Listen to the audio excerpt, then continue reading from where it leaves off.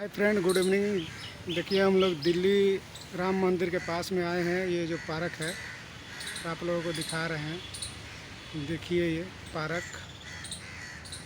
और पास में सोसाइटी भी है विवेक विहार के नाम से।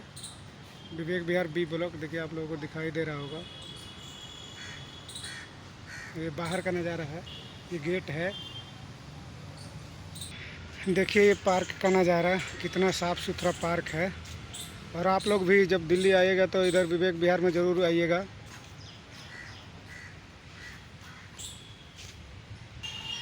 देखिए कितना अच्छा नज़ारा है यहाँ का।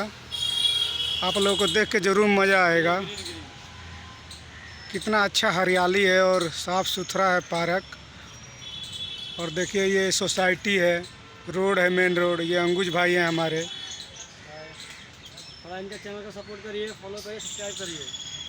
बहुत मेहनत करते हैं।